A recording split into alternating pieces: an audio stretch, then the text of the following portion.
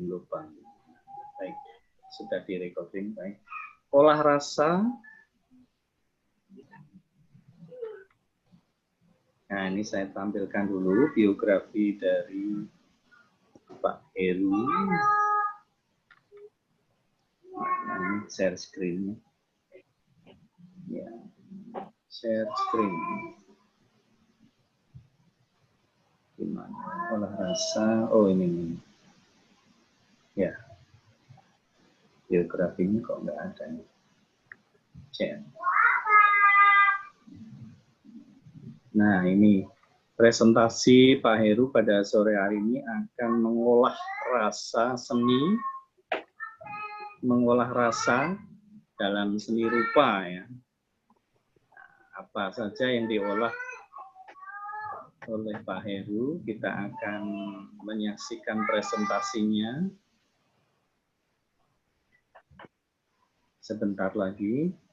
Kita lihat biografi Pak Heru yang sudah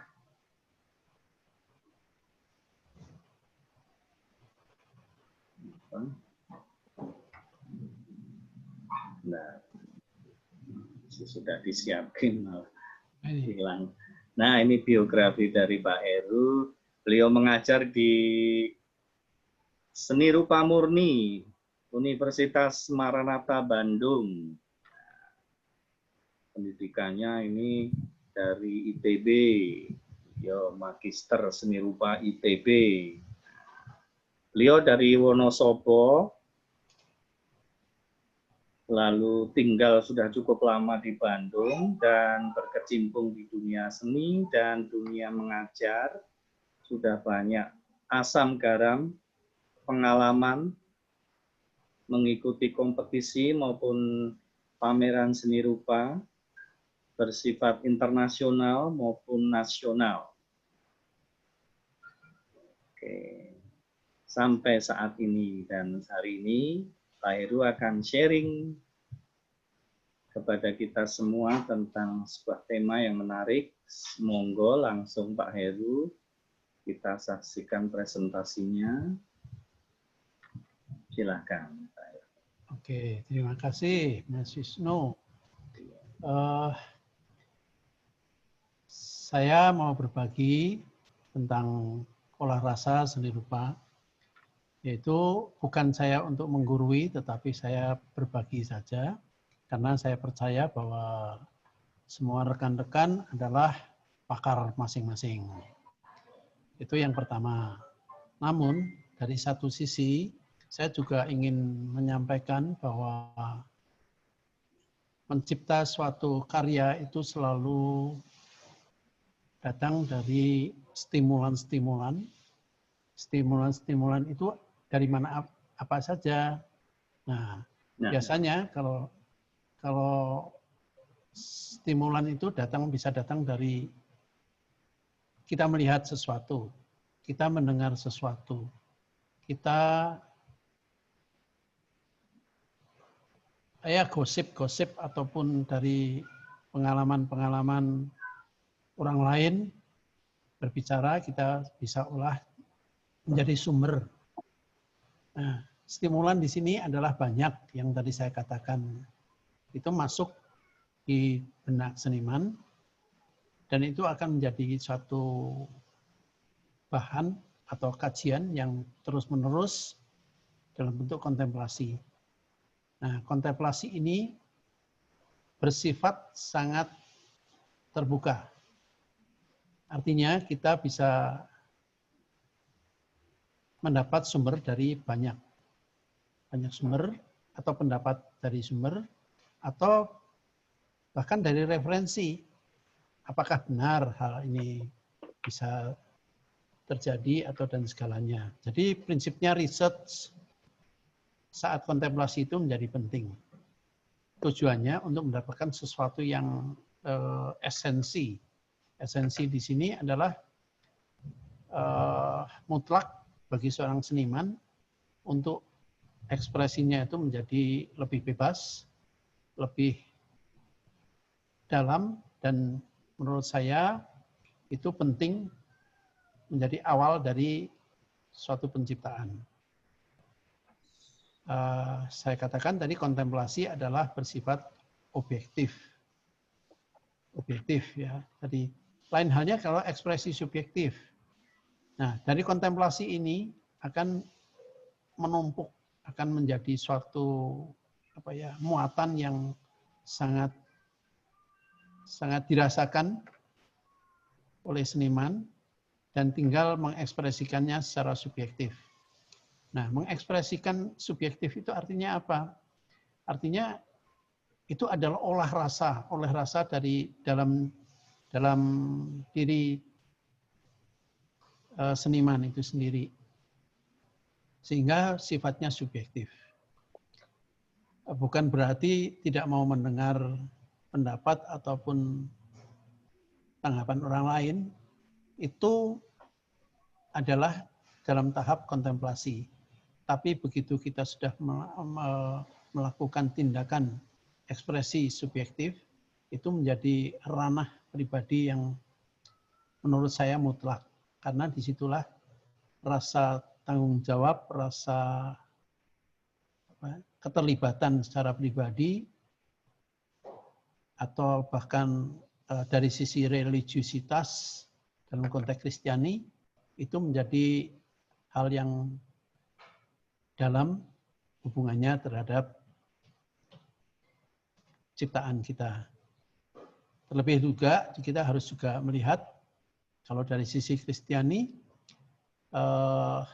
apakah seni yang akan kita ciptakan itu mampu untuk melembutkan hati serta memuliakan Tuhan.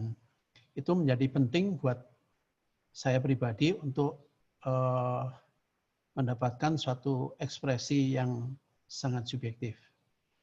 Nah, begitu sudah sampai ke yang subjektif ini, kita bisa mengolah dari proses-proses ininya, mengolah ke bahasa visual simbolik. Bisa dengan tanda-tanda, permainan ikonik, dan segalanya. Saya pikir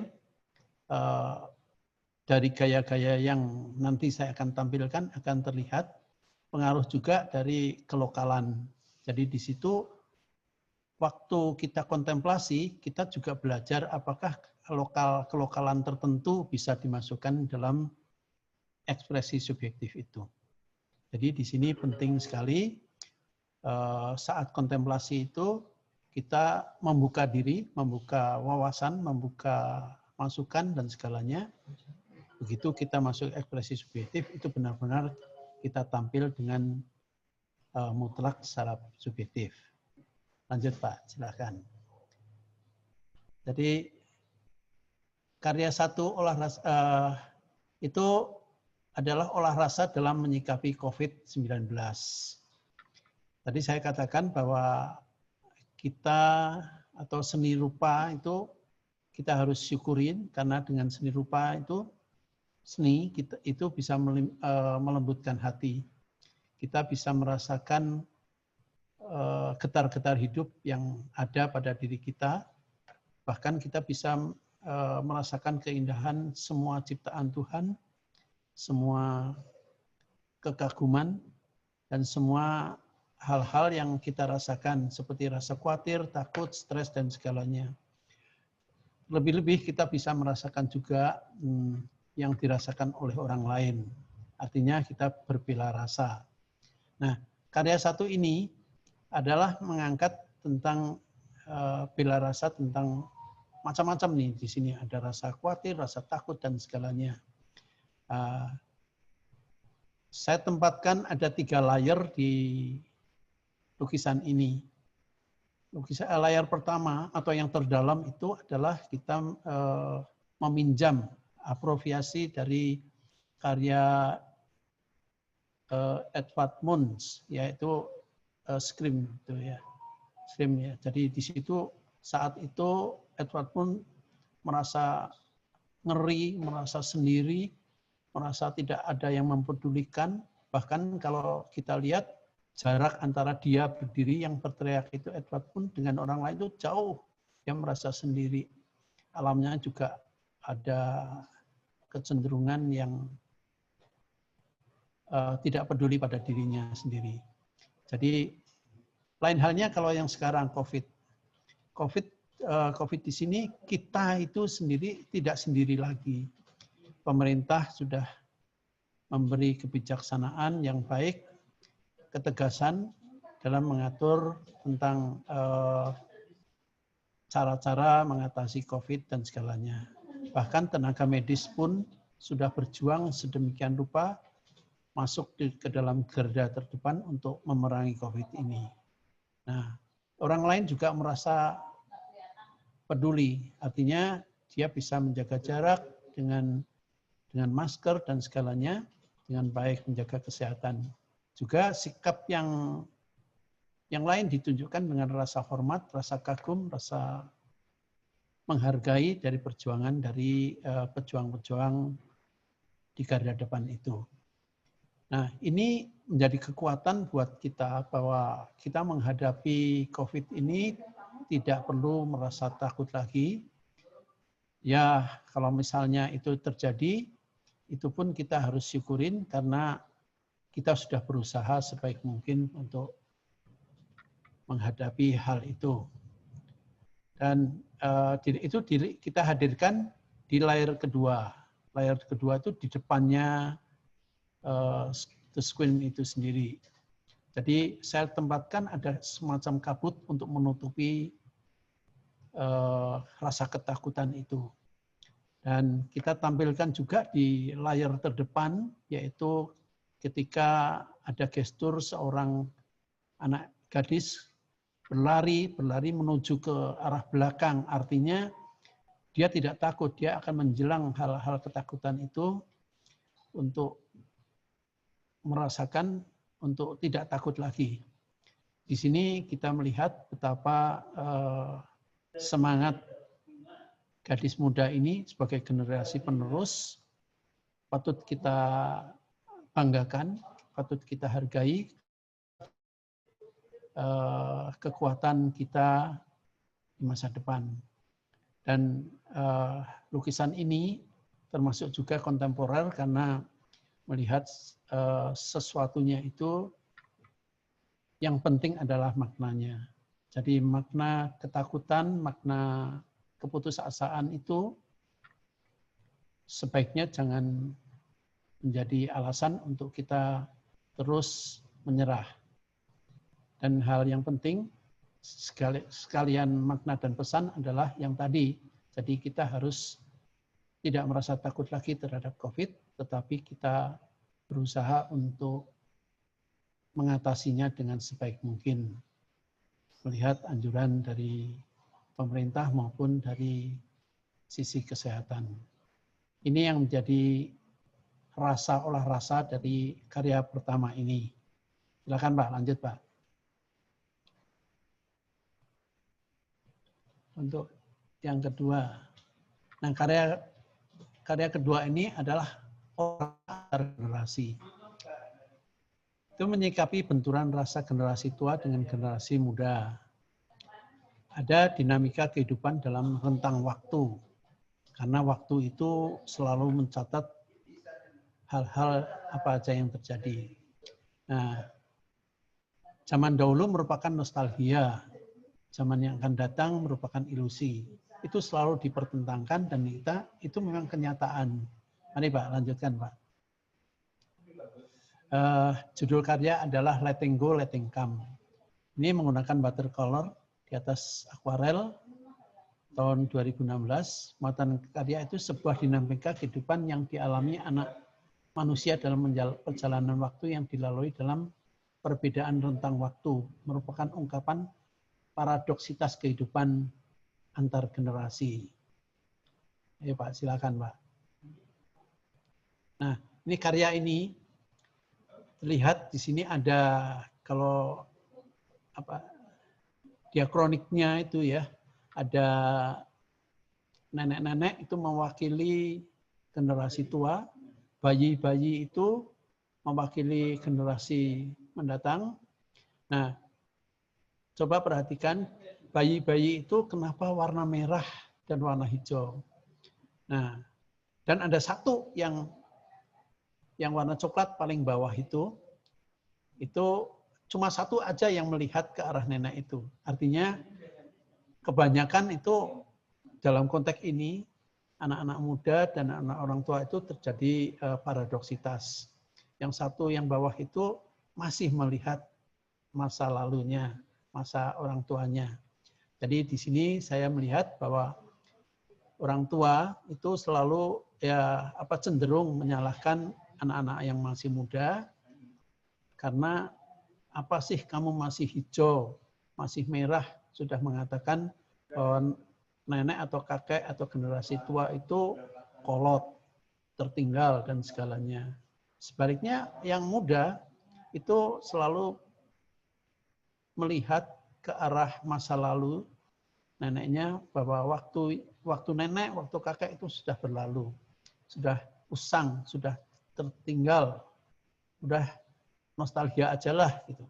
Dan kalau dua-duanya dipertentangkan terus-menerus, itu tidak akan pernah terjadi. Mereka kedua-duanya itu lupa bahwa ada masa sekarang. Masa sekarang itu masa yang nyata, masa yang bisa dinikmati bersama. Maka seyoganya masa lalu atau nenek atau cucu atau anak itu kembali dirangkul dalam rangkulan kasih. Artinya bisa menghargai satu sama lain. Nah, kita hadirkan satu elemen kelokalan yaitu gambar gunungan. Gunungan di situ adalah menceritakan adalah pertemuan antara masa lalu dan masa sekarang. Di situ digambarkan gunungan itu merupakan paradok, tapi paradok yang diharmoniskan. Jadi di sini itu mencoba untuk mengangkat kelokalan ke ranah karya saya. Jadi pesannya cuma satu itu dalam yang kedua itu bahwa kita harus bisa menghargai satu sama lain antara waktu. Ya, ketiga Pak, silakan.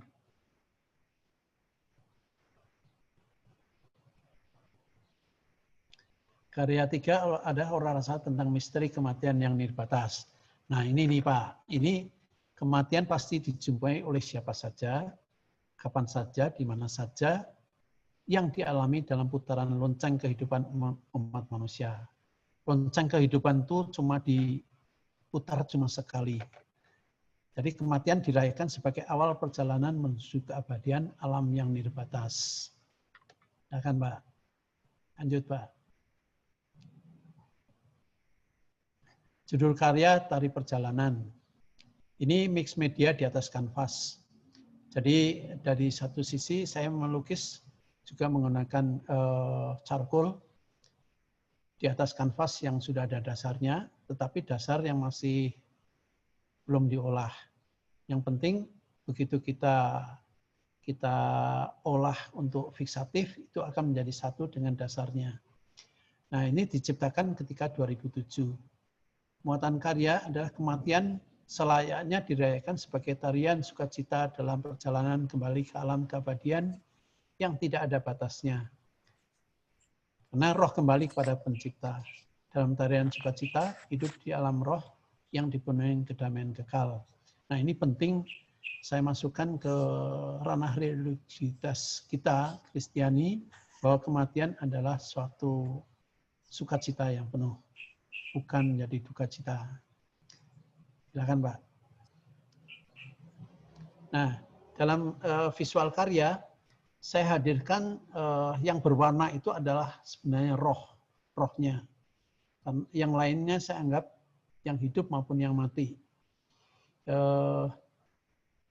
Saya hadirkan warna putih seperti kabut itu sebagai untuk menampilkan suatu yang yang religiusitasnya ada gitu ya. Jadi kesan-kesan dewa-dewi, alam gaib begitulah, seperti itu. Di sini terlihat bahwa apapun jalan kematian di belakang itu, entah itu tenggelam seperti keadaan di dalam laut ataupun di tempat lain, itu adalah jalannya saja. Tetapi yang penting roh itu masuk ke asalnya, perjalanan ke asalnya. Roh kematian di sini adalah kalau pemahaman yang umum adalah berpisahnya antara jasad dan rohnya. Jasadnya itu tidak kekal, bisa rusak, tetapi roh itu akan hidup terus, akan kembali ke penciptanya. Dalam konteks religiusitas Kristiani, roh itu pasti kembali ke hadapan Tuhan, dan kita bersyukur bahwa kita dapat mendapat suatu kepastian bahwa di dalam Tuhan kita diselamatkan. Ini adalah tali perjalanan yang saya memerlukan tiga panel yang saya jadikan satu. Itu ada konsepnya juga, satu itu dunia bawah, dan dunia tengah, dan dunia atas. Jadi tiga ini merupakan satu kesatuan, bahwa lukisan ini juga memaknakan suatu religiusitas yang mencakup dari dunia bawah, ya, dunia roh, kematian itu, dunia tengah waktu kita hidup, dan selanjutnya dunia roh kita ketika pulang ke tempat asalnya atau ke keabadian. Tuh. Ya Pak, itu Pak, silakan Pak, lanjut Pak.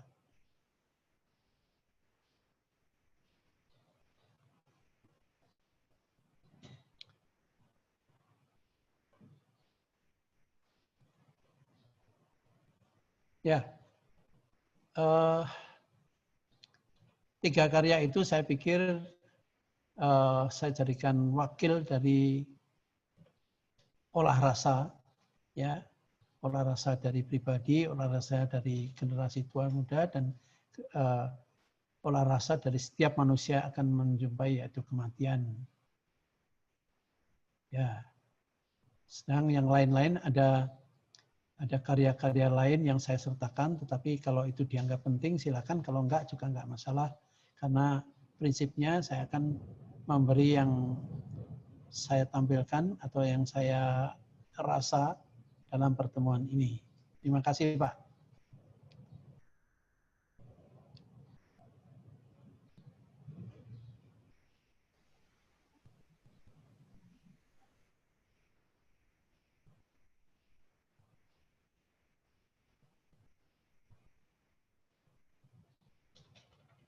Mute. Oke. Suara. Yo. Iya, luar biasa ya sajian karyanya, Ya, terima kasih. dengan teknisnya dan gimana gagasan itu bisa disampaikan secara baik sekali dengan style ya realis, naturalistik ya. Bahkan kalau boleh ini ada ada unsur bawah sadarnya atau surrealistik ya. Tapi yang luar biasa adalah cara mengkombinasikan unsur-unsur baik pengaruh, baik gaya, itu dikombinasikan, diramu menjadi sebuah karya yang harmoninya luar biasa ya. Kalau orang nonton bisa menikmati. Nah, biasanya karya-karya realis kayak gini bagi kalangan awam sangat mudah untuk dinikmati, mudah untuk dibaca, mudah untuk dicerna, didialogkan. Nah, tapi bagi kalangan seniman, bagi kalangan orang seni, tentu pasti akan memancing dialog lebih lagi ya. Betul. Nah, ini menarik. Nah, ini kita persilahkan saja untuk langsung bertanya jawab, sehingga nanti eksposisinya Pak Heru langsung disambung dengan jawaban-jawabannya. Silahkan, dipersilahkan siapa yang akan bertanya terlebih dahulu. Mas Gogor tuh dari abstrak itu. Mas Gogor. Enggak. Terima kasih. Sebenarnya belum ada pertanyaan juga sih. Ya nggak usah lah kalau Nggak belum, usah lah. apa dipaksain. Nah, dipaksain.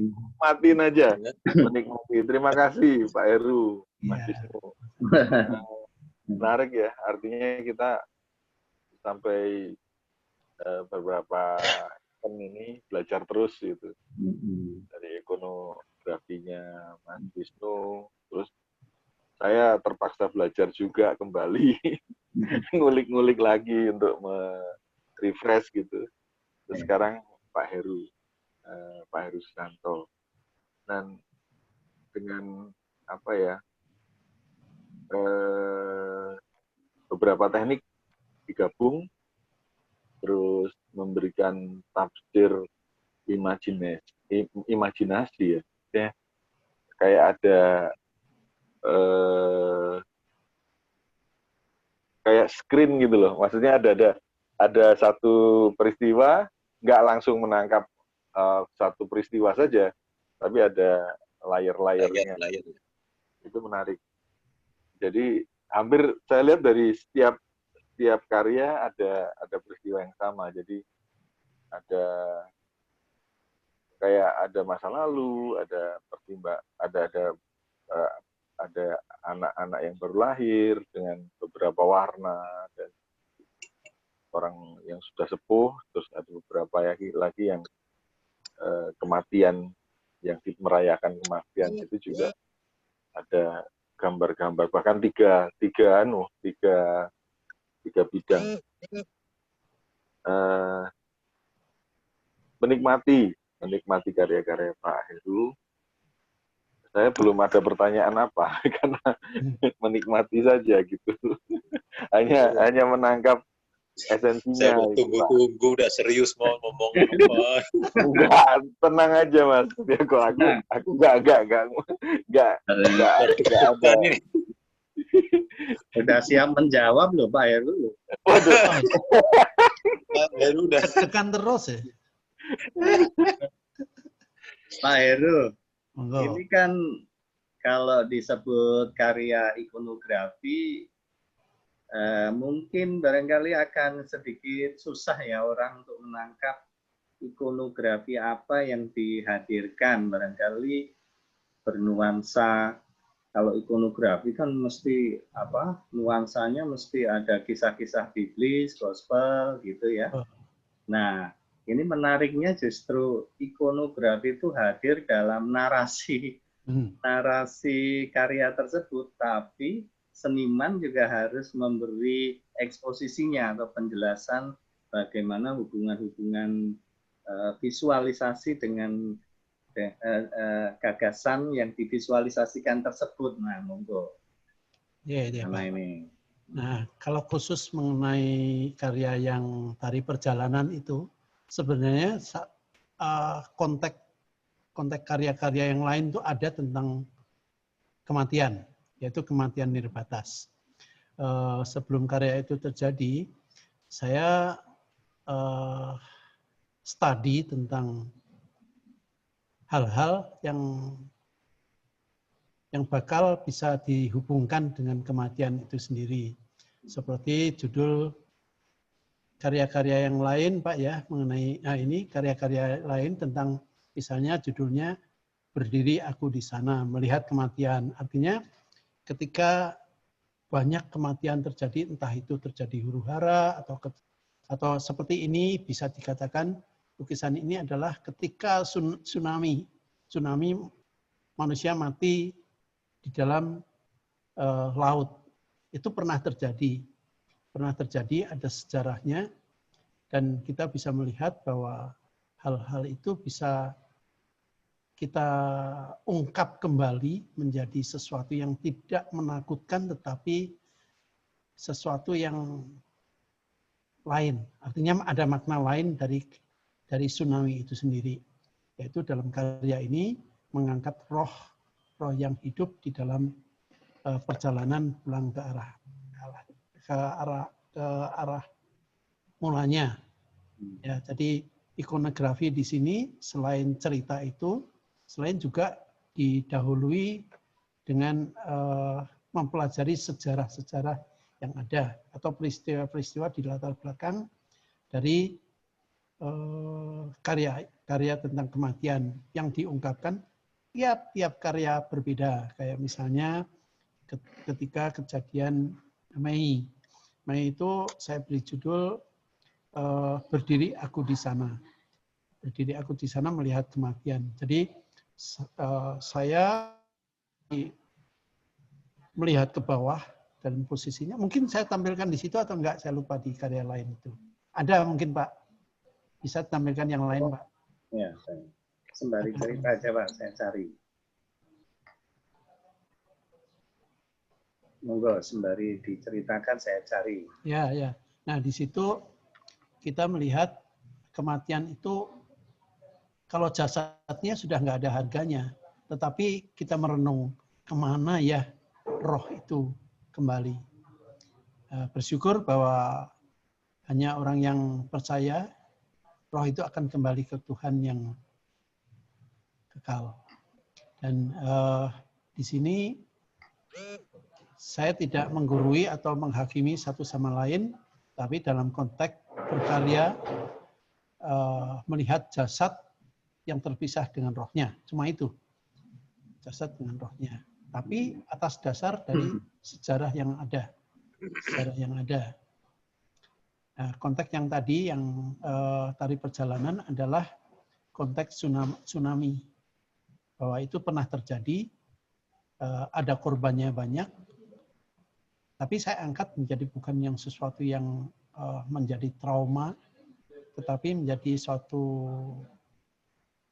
makna baru, yaitu kesukacitaan, ketidakngerian melihat kematian itu sendiri.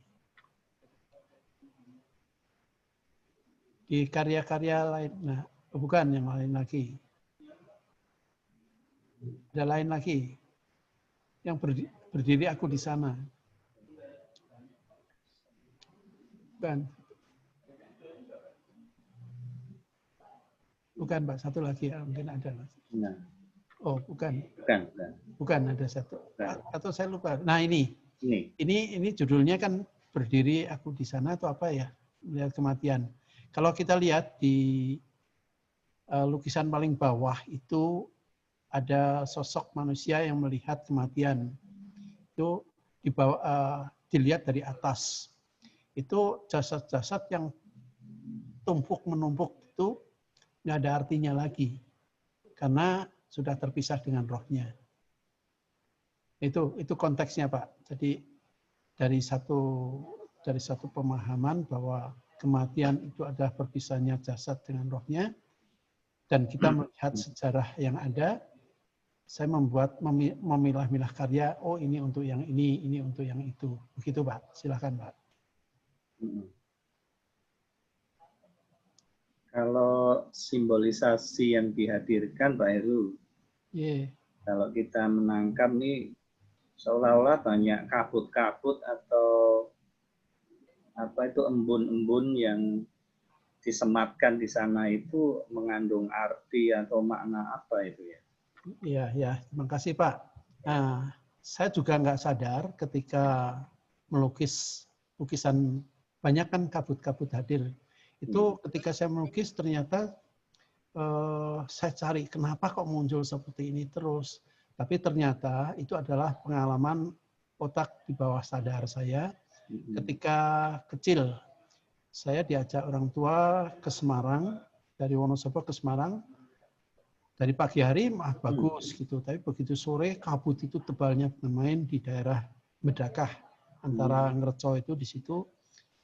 Kabutnya tebalnya bukan main, nggak bisa kelihatan. Nah saat pulang itu mobil mogok di kegelapan itu. Saya pingin pipis, nah, saya keluar takut sekali. Tapi saat takut itu saya melihat lampu di belakang ada mobil lewat tuh pelan itu. Wah, bagus ya, bagus ya. Nah, itu rasanya terekam. Jadi ada rasa takut sekaligus kagum, indah.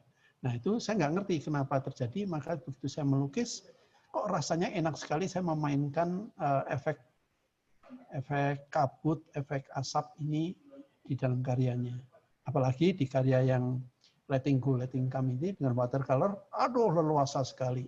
Leluasa sekali memainkannya dengan baik. Ya itu Mas jawaban saya. Jadi dari ketidaksadaran saya muncul hal-hal seperti itu. Dan di seni murni, seni rupa biasa digunakan itu. Mungkin ada rasa trauma tertentu, tapi sekaligus apa gitu. Nanti munculnya berbeda lagi.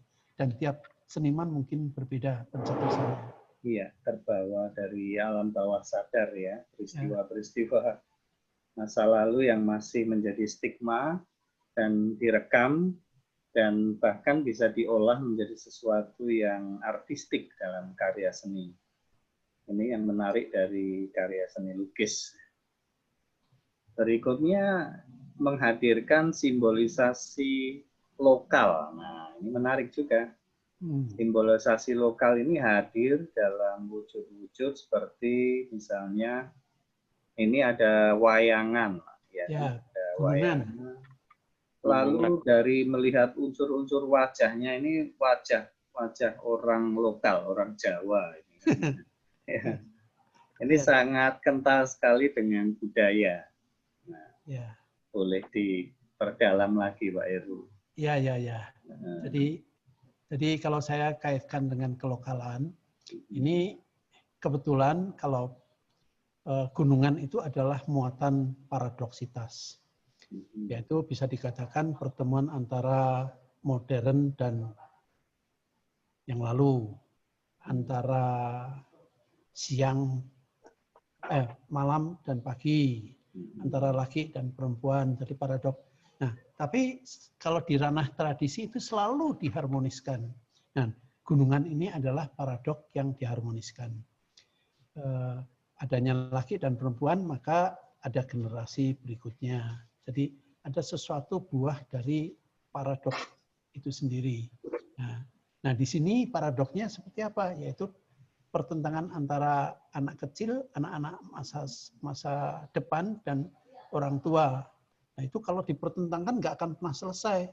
Tapi kalau begitu disadarkan bahwa ada satu yang harmonis, yaitu masa sekarang, makanya hal itu bisa membuahkan yang harmonis.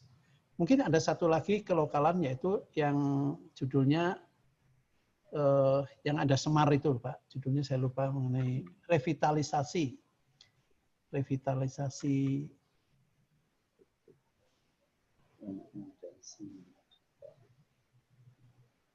Komunikasi impian, revitalisasi komunikasi impian. Bukan, satu lagi. Yang ada wayangnya. Nah, itu yang tadi sebelum ini.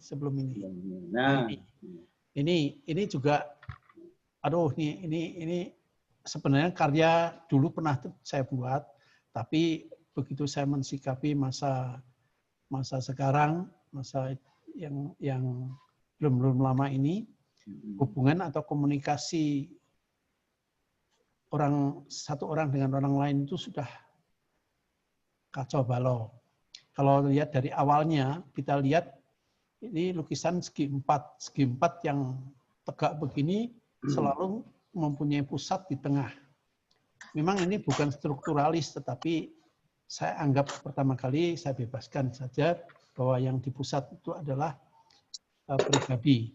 Pribadi itu mempunyai sahabat. Nah, di sini saya kontraskan yang masa ideal, yaitu kontrasnya ada yang matanya sipit, yang di pinggir itu sipit ya, yang di tengah itu dirangkul, dan yang satu lagi matanya gede. Jadi ada itu mensikapi bahwa ras itu bisa ideal, bisa idealis, artinya tidak ada perbedaan. Dan meluas lagi di yang coklat itu antara pribadi itu bergaul di keseharian. Ada yang seniman, ada yang ada yang di petani, ada yang pemusik, dan segalanya itu bergaul satu sama lain. Dan ada satu lagi yang laki dan perempuan yang di bawahnya Semar itu. Semar itu juga sudah menjadi suatu komunikasi yang sangat impian begitu. Dan di yang biru itu meluas lagi bahwa kita bergaul secara global. Manusia itu banyak sekali itu bergaul di sangat ideal. Kalau kita bisa saling menghargai, sangat ideal. Nah, saya tempatkan di sini Semar dan Petruk Gareng Bagong. Di sini artinya yang anak-anaknya itu yaitu Petruk Gareng dan Bagong itu menundukkan kepala ketika sang ayah yaitu Semar berbicara. Artinya ada penghargaan pada yang tua. Nah, di sini saya tempatkan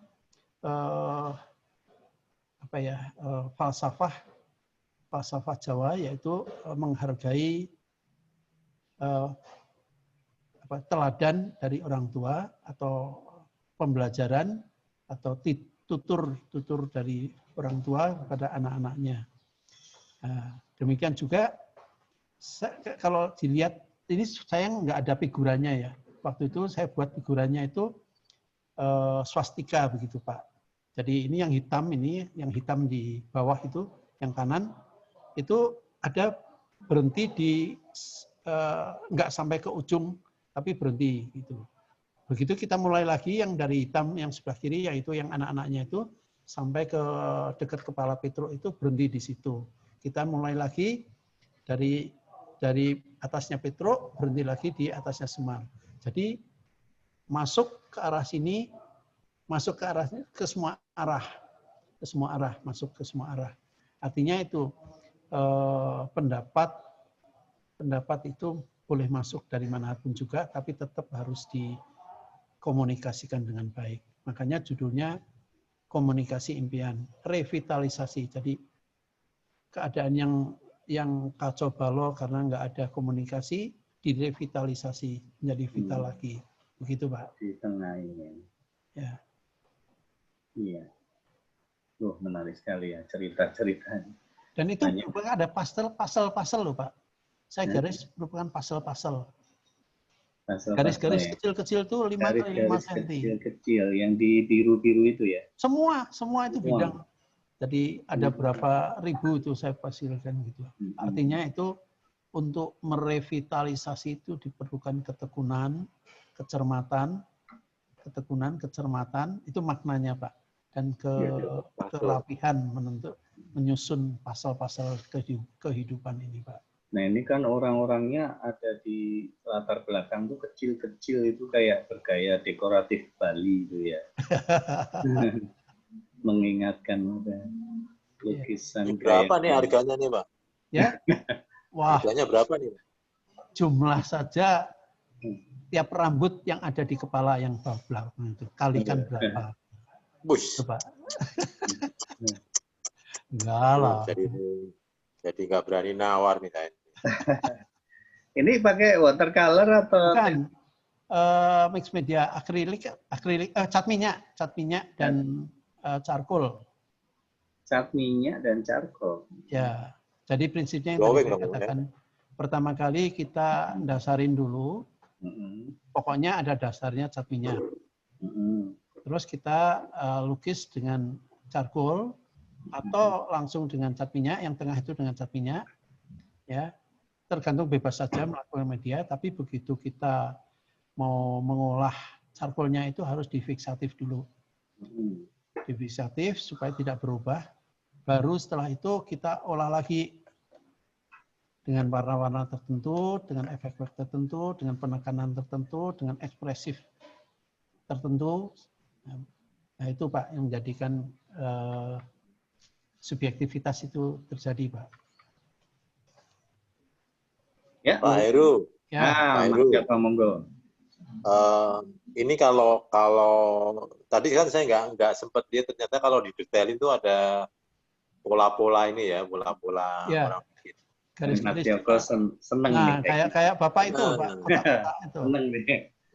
Baik.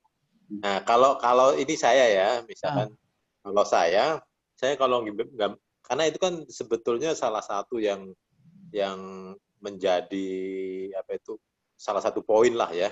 Begitu orang lihat itu, oh ada semacam pola yang saling mengikat itu ya. Nah, itu kalau 3 bidang ini yang depan, terus yang belakang sama yang belakang lagi itu bahkan kanvasnya sendiri itu dibikin ini juga motif itu. Jadi orang langsung nanggap, oh ini puzzle gitu loh. Kalau ini kan kesannya kotak Masian. Jadi unsur itunya nggak terlalu terlihat, atau mungkin karena ini kecil ya, tapi kalau 3 bidang ini udah dibikin bentuk dulu sampai ke kanvas yang besarnya itu nggak kotak begitu ya. Wah, itu lebih menarik. Jadi bisa dirubah nggak, Pak? Ntar saya beli, Pak. Susah, Pak. Gini, Pak, itu kalau ada figurannya, mendingan terbantu, Pak, karena dia sudah selesai. Nah, kalau yang kosong itu harusnya jangan digarap selesai. Oh, jadi gitu, nah, Pak. tapi gini, Pak, begitu kita mau menggarap itu, wah, komunikasi yang revitalisasi kok belum selesai gitu loh. Jadi saya buat aja dulu lah kemana nanti gitu. Kalau gini bisa nggak, Pak? Misalkan ini saya beli terus saya rubah sendiri, bisa nggak, Pak? Ya?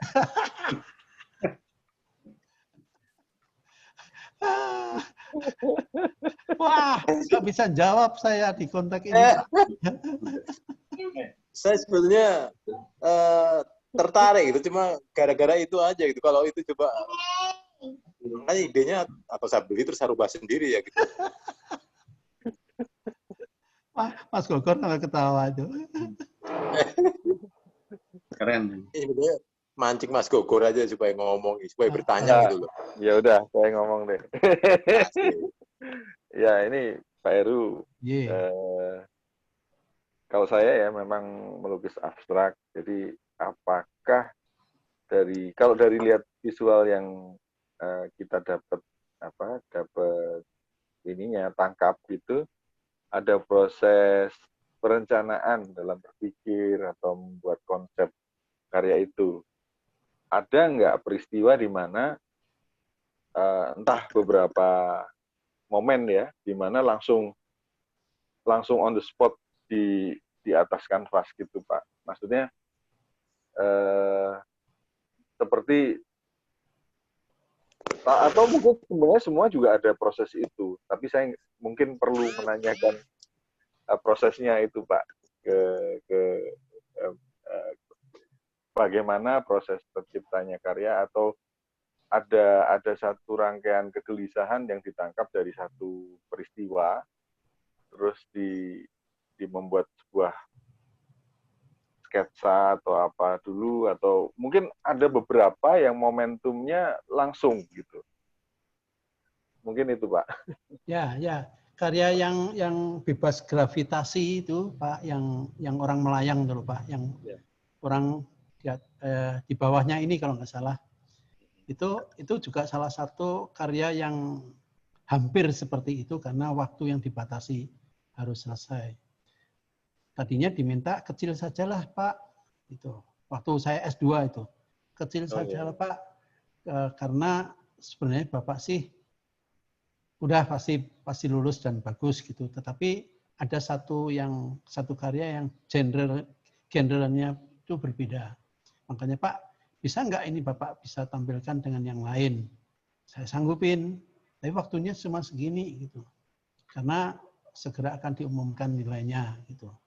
Ya oke, Pak, saya sanggupi. Nah itu terbatas sekali dan saya tidak lepas dari tema, yaitu tema tentang kematian yang nirbatas. Maka saya lahir karya yang itu cuma sebentar karyanya. Yang gede itu, Pak, yang abu-abu. Bisa tampilkan Mas Wisnu? Punten. Itu lagi bermandi, Pak. On the way. Yang itu, Pak, bebas gravitasi. Bebas gravitasi.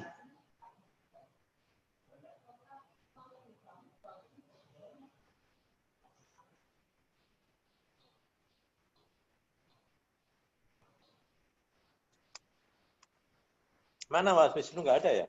Ada. Ada. Bebas gravitasi. Bawahnya lagi, Pak.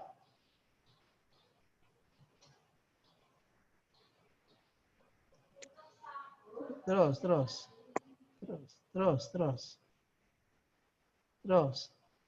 Nah, itu nih. Udah nih. Bukan yang bawahnya, Pak. Karya-karya.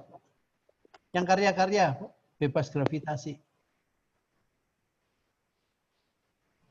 Terus lagi. Terus satu. Nah, ini terus satu lagi. Nah, ini karya gede juga itu. Ya, berapa ya? Saya lupa lagi itunya. Nah, ini konteksnya tentang kematian juga. Waktu itu karya ini belum ada, tapi karya yang terakhir saya waktu S2 itu beda genre. Jadi saya tampilkan adalah tidak ada bentuknya, cuma horizon, garis lurus. Karena yang hidup itu begitu mati sudah nggak ada bentuknya, yang ada cuma hilang di horizon. Seperti kita ketahui, horizon adalah tempat kedudukan dari titik-titik yang jumlahnya banyak. Titik itu yaitu wujud manusia itu. Udah hilang, cuma garis gitu aja. Dari satu konsep, wah dia bagus begitu. Tapi ini beda Pak, yang lainnya realis begini, yang itu kok cuma seperti abstrak begitu. Makanya saya suruh ganti, dikasih kesempatan. Nah ini mendadak cepat sekali Pak. Ini saya hadirkan di sini judulnya bebas gravitasi. Jadi artinya roh ini pulang sudah nggak ada beban, langsung terangkat gitu aja. Nggak ada beban sama sekali. Bagaimana tentang keluarganya, bagaimana tentang hartanya, bagaimana tentang gonogininya dan segalanya. Jadi artinya di sini bebas. Dia naik ke atas ini. Nah ini saya tampilkan dan ini juga mengejutkan mereka. Wah Pak, segini bisa selesai. Ya Pak, kalau kontemplasinya yang tadi saya katakan Pak Gogor, kontemplasi satu tema itu lama, dalam. Tapi eksekusi karya itu bisa bermacam-macam dan bisa cepat. Dan menurut saya ini bisa terjadi, Pak. Jadi kalau kita tampilkan suatu karya yang mendadak, on the spot, begitu, asal kita didalami oleh satu makna, satu kontemplasi yang sungguh kita sudah pahami, nggak masalah itu, Pak. Apapun terjadi. Silakan, Pak. Ya, keren ini Pak Heru. Ya, Pak, makasih. Spontanitasnya memang apa ya? Dari pengalaman kontemplasi itu. Ya. Mau beli, Mas? Monokromatik. Ya, turun. Pak Heru tadi ada pertanyaan dari Mbak Ita loh itu Mas Wisnu. Oh ya, sebentar. Harus dibuka dulu rupanya. Kasihan ya. Oh iya, menunggu ya Mbak Ita ya. Tunarungu. Mas Setioko. Apa ini Mbak Ita? Mana ya? Tidak, tapi Mas Tioko nanyanya itu loh. Kok apa mesti dibeli terus dijawab sama Mbak Ita. Maksa bener Mas Tioko.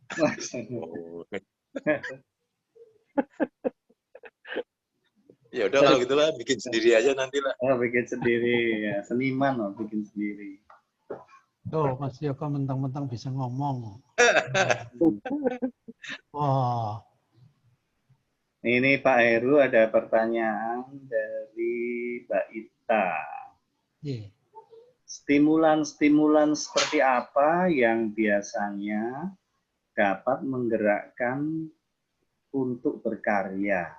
Stimulan seperti apa biasanya yang dapat menggerakkan Pak Heru untuk segera berkarya?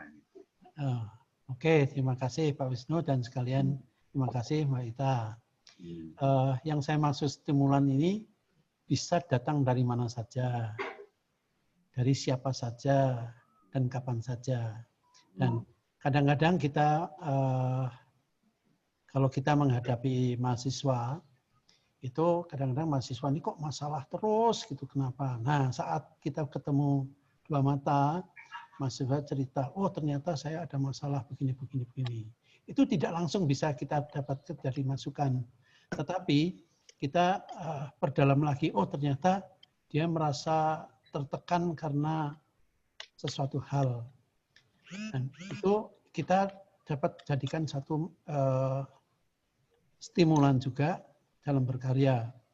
Lain halnya lagi, kita melihat suatu kematian yang tadi saya katakan, peristiwa kayak misalnya Mei atau tsunami dan segalanya itu, kematian kok mengerikan sekali begitu ya. Semua orang bersedih, kita lihat videonya juga mengerikan. Tetapi itu sebatas wujud. Ya, sebatas wujud. Tetapi kita melihat esensinya kematian adalah berpisahnya antara badaniah ini dengan rohaniahnya. Nah, kita beri makna baru bahwa yang sesuai dengan religiusitas kita. Bisa juga kita juga mempertanyakan apakah kematian itu sendiri itu juga jadi masukan bisa dalam berkarya. Tetapi dalam konteks ini adalah apa ya? Yang menjadi karya adalah pasti berpengaruh pada seseorang yang mempunyai religiusitas tertentu. Entah itu kepercayaan A, B, atau C, saya yakin masing-masing mempunyai keyakinan masing-masing, dan itu dapat juga menjadi karya. Buktinya kalau dari seni kaligrafi misalnya, dari seorang yang menekuni hal itu, dia bisa, karyanya bisa menggetarkan. Dan itu sah-sah saja. Jadi tidak menghakimi ini kok jelek atau tidak, tetapi saya berpikir yaitu tentang religiusitas seseorang. Jadi kita patut menghargainya dengan sepenuh hati. Gitu.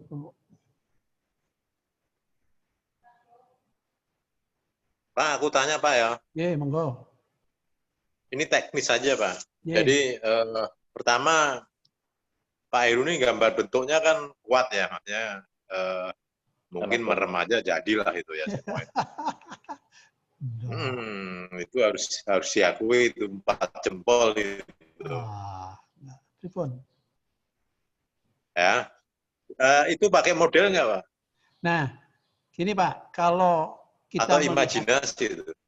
Kalau kita melihat, karena saya mengajar gambar model, ya dulu itu begini sejarahnya. Begitu saya, memang seperti Bapak katakan, wah Pak Heru mah gampang lah, model merem pun bisa. Tapi begitu gambar A, gitu, misalnya Pak Setioko, gitu. Walaupun kita udah melihat Pak Setioko membayangkan bagaimana bisa terbayang, tapi menggambarnya itu ada rasa takut.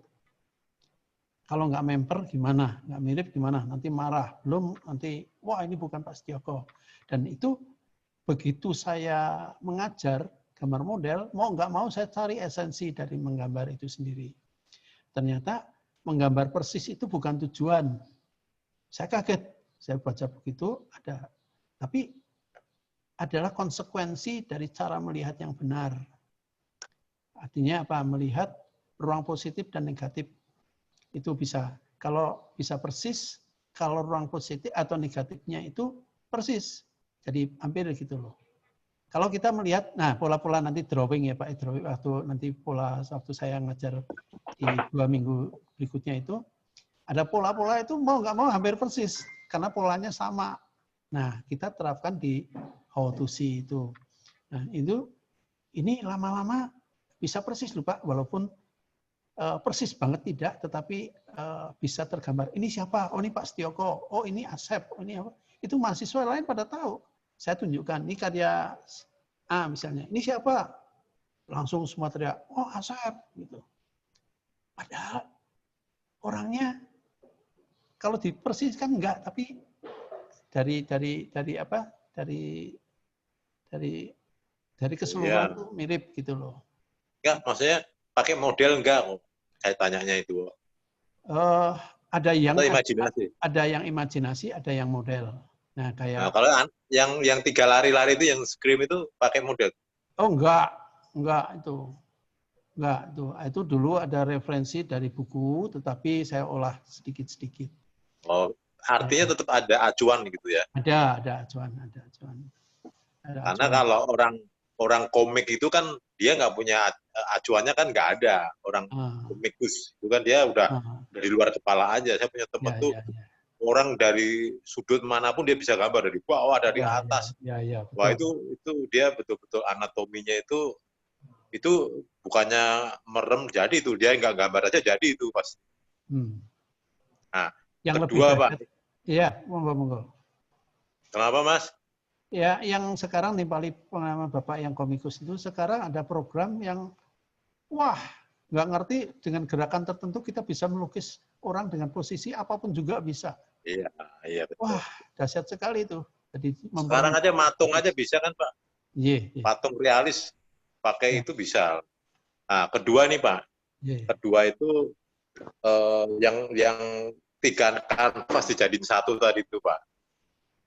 3 anak yang tadi. Yang 3 kanvas dijadiin 1 tadi yang kehidupan. Nah, itu ternyata 3 bidang itu dikasih muatan arti lah ya, artinya ada 3 kehidupan atau 3 tahapan atau 3 apapun. Nah, cuma ketika itu disatukan lagi, ya sekali lagi ini karena kecil ya, jadi kesan 3 itu jadi hilang gitu, karena nyatu lagi gitu kan. Apa ya ini usulan Pak ya, diterima boleh enggak ya, awas. Pak. Jadi ketika bidang kanvas itu juga dimaknai, misalkan kalau Mas Gogor kan kadang-kadang ada lingkaran, ada kota, itu kan itu pemilihan yang disadari gitu kan. Artinya kita memberikan pengertian pada keputusan kita untuk memakai bidang, dalam hal ini kan tiga bidang ya. Nah, dikasih pengertian menurut subjektivitas Pak Heru itu menggambarkan tiga tahapan dimensi lah ya. Nah, ini teknis ya, ini saya bicara teknis saja. Tapi ketika itu disatukan, 3 itu nggak terlalu terlihat loh Pak. Sepertinya ini siasat untuk supaya kalau pameran itu nggak bawa kanvasnya nggak gede-gede gitu. Jadi nanti sampai di ruang pameran disatuin lagi tanpa ada kesengajaan bahwa ini sebetulnya ada maknanya gitu.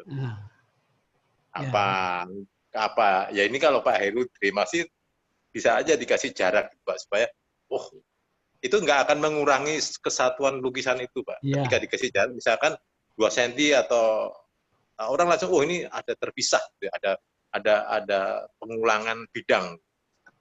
Itu aja Pak. Tapi kalau tetap mau digabung ya nggak apa-apa Pak. Nanti saya di Mbak Ita lagi, dikiranya maksa gitu. Nggak, matur nuwun Pak. Jadi kalau boleh saya lengkapi penjelasan saya begini Pak. Ini kan waktu itu mengangkat tema tentang kematian. Terus yang tadi saya katakan ada 3 tahap itu. Terus kenapa dijadikan 1? Dari sisi strukturalis, artinya harus mepet atau tidak, itu dalam konteks seni kontemporer saya katakan itu jadi nggak penting lagi. Yang penting adalah maknanya. Begitu. Waktu bilang begitu, saya saat itu, Pak, kalau saya kasih jarak bisa nggak? Saya bilang boleh. Kasih seperti Bapak tadi, lebih kasih jarak boleh nggak? Boleh.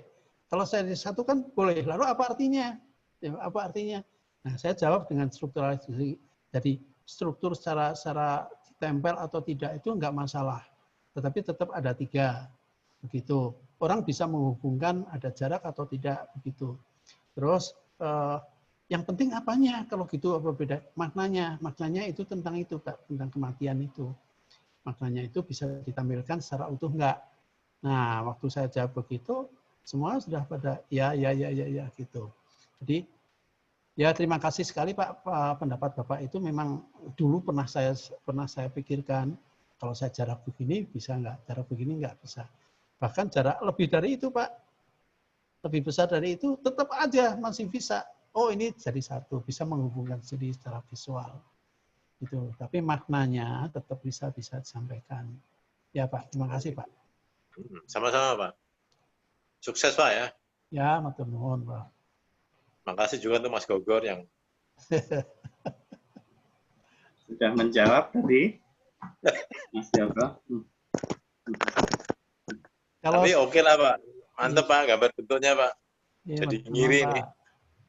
Tapi Mas Gogor tuh diam-diam gitu gambar bentuknya keren loh Pak. Wah, keren. Woi, gambar model dia langsung on spot ya. Saya waktu gambar model keder sama dia, woi langsung ya ke kamar mandi saya cuci muka. Woi, spontan ya, Mas Gogor ya. Wis, woi, makanya dia kan nggak mau dibilang seniman abstrak gitu. Oh iya. Kayak bunglon ya. Seneng-seneng aja. Sebenarnya mengeksplorasi material lukis itu menarik ya. Jadi artinya saya kan dulu berangkat dari otodidak. Saya melihat pameran misalnya cat minyak, kok bisa begini ya, itu tanda tanya. Makanya saya berjuang, akhirnya bisa tidak, tapi udah memahami. Terus, oh akrilik, ada akrilik, saya coba lagi, bisa. Terus charcoal, drawing, oh begitu ya, saya coba lagi. Sampai pastel dan semuanya saya coba semua. Masalah saya gunakan di mana itu, gimana nanti gitu loh. Jadi kadang-kadang saya sampai saat ini rindu, saya mau berkarya dengan ini, saya berkarya dengan ini, kayak misalnya soft pastel yang saya tampilkan di Basar itu Pak, itu juga soft pastel, itu juga simple, kecil-kecil itu ya sentuhan-sentuhan begitu tuh,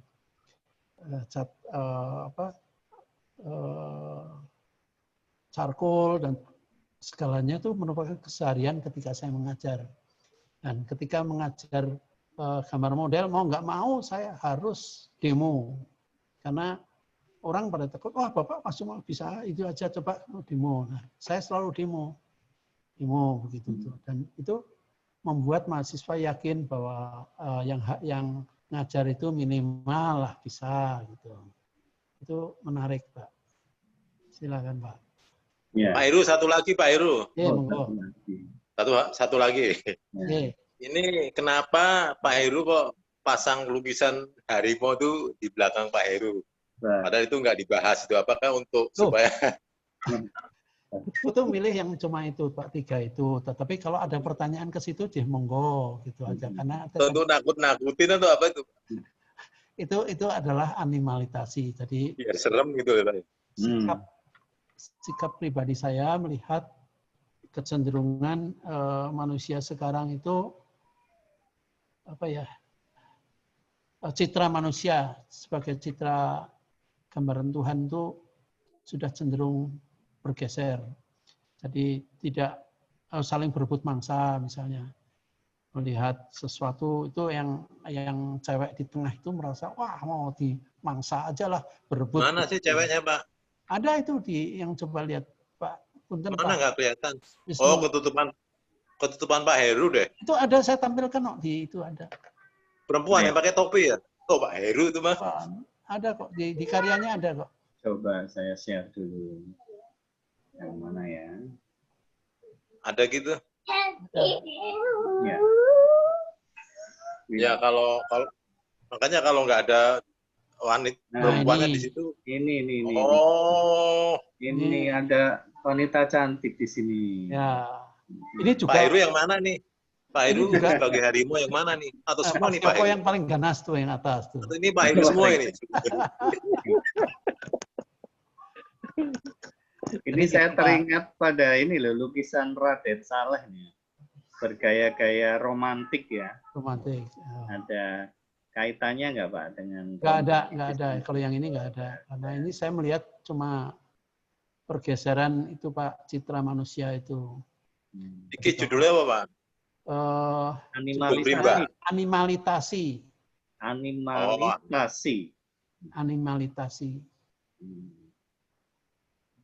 Kalau yang satu harimau itu wajah orang itu mungkin akan lebih orang Pak Heru satu gitu aja. Sebenarnya animalitasi ini kalau digarap macam-macam loh Pak. Konteksnya itu macam-macam sekali. Tapi saya baru menggarap 3 kalau nggak salah. Iya, Pak Heru ini kok nggak ngembangin satu ini dulu gitu dihabisin sampai diekspornya. Bosen Pak, jadi artinya tergantung dari anulah mood yang wah ini saat sekarang lagi viral nih gitu. Orang kok pada berebut begini. Nah, itu. Kenapa perempuan, Pak? Kan itu ada wanita, tahta dan itu pertanyaan harta bagus, gitu. Pak. Terima kasih, Pak. Ini begitu lukisan saya sharekan ya, Pak ya. Ini orang feminisme bisa marah ini, Pak. Oh enggak, justru bangga Pak, karena dari sisi kelembutan bisa menaklukkan keganasan. Itu tanggapan mereka. Dan itu sah-sah saja. Objek, Pak, sebagai objek yang dimangsa gitu, Pak. Enggak, justru itu kenapa keganasan bisa dilembutkan oleh seorang perempuan gitu loh. Menurut pendapat orang-orang tertentu.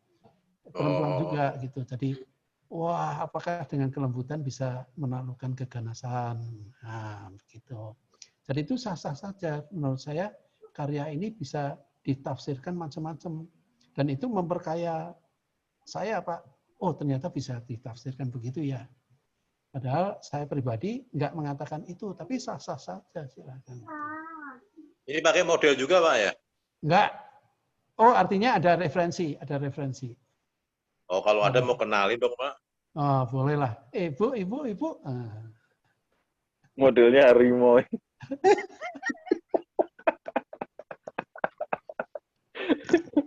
Dicatat jauh-jauh. Begitu loh, Pak. Iya, Pak, itu kalau gambar bentuk tuh setan. Oh, kalau harimau itu saya belajarnya dulu sampai dimarahin penjaga kebun binatang di Bandung. Karena begitu saya gambar gestur orang itu bisa suruh diam. Tapi kalau gambar binatang dia nggak bisa diam, jadi pelan, jalan sana, jalan sini. Ini pakai model juga, Pak? Harimau-nya model juga, Pak? Enggak juga. Ngarang gitu ya? Ya ada yang ya, ada yang enggak. Karena yang kalau yang frontal itu susah-susah. Nah. Frontal susah. Jadi melihat. Oke deh, Pak. Oke, kalau aku yes ini lulus, Pak lah. Terima kasih. A+. Wah, A+. Atur nuhun sangat. Udah kapan nih sudah, Pak? Wis engko wae lah.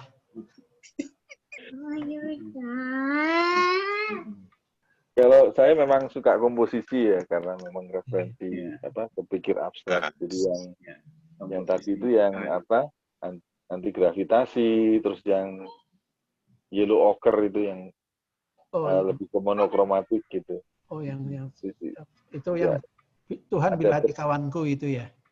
Iya, ada 4 kalau nggak salah, Pak. Itu mengenai Lapindo loh. Saya menyikapi Lapindo itu. Iya. Belum, Pak, belum tanya Mas Gugur. Bisa ditayangkan, Pak? Belum, Mas Gugur tanya dulu, Pak. Ya, enggak ada pertanyaan. Mengagumi itu. Lebih suka yang spontan dan lihat ada satu, karena mungkin saya abstrak. Ada apa ya? Itu lagi, Pak. Ke atas lagi. Yang coklat itu. Satu lagi. Nah, ini. Nah, ini dia. Ini adalah tentang Lapindo. Cerita saya terinspirasi ketika Lapindo.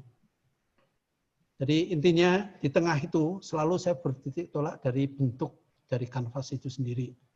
Kalau saya tempatkan sesuatu yang menjadi inti di tengah adalah apa ya, inti dari karya itu sendiri. Pertama kali ada warna putih di tengah itu sendiri.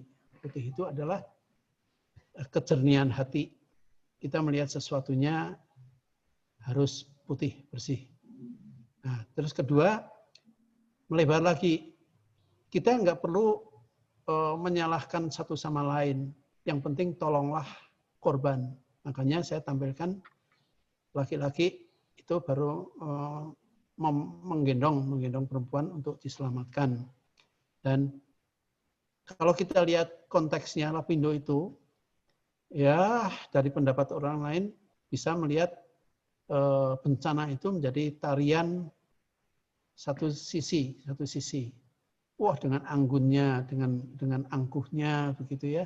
Tetapi satu sisi lain yang di bawah, aduh menderita begini kok di tarian. Jadi kalau itu jadi salah menyalahkan, tidak akan pernah berhenti. Makanya saya tempatkan pada inti di tengah itu, cepatlah tolong yang pertama kali gitu. Dengan kemurnian hati. Makanya warnanya putih dan coklat. Dan selalu keluar kabut-kabutnya itu nggak tahu kenapa selalu muncul. Walaupun tarikannya itu bebas begitu. Lapindonya kok nggak kelihatan Pak, jejak-jejak lapindonya Pak? Enggak, ini di bawah itu lumpur, tenggelam itu. Itu wajah saya itu, tenggelam dalam. Enggak, iya tahu Pak. Enggak, maksudnya kalau temanya lapindo ya. Ini sekali lagi usul loh Pak ya, jangan. Itu balet Pak ya, tarian balet ya Pak ya. Nah, alangkah orang tergiring untuk memahami, lebih gampang memahami kalau itu tarian Jawa Timur atau mungkin yang spesifik lapindo. Nah, orang akan pasti akan, oh ini Jawa Timuran, oh ini mungkin lapindo. Kalau ini kan kesannya Eropa Pak. Makanya. Tapi kalau nggak usah diganti Pak, nanti sayang ini udah bagus sih. Kalau mau bikin lagi aja Pak. Gini Pak. Ini judulnya kan seperti judul lagu. Tuhan bila hati kawanku. Apa?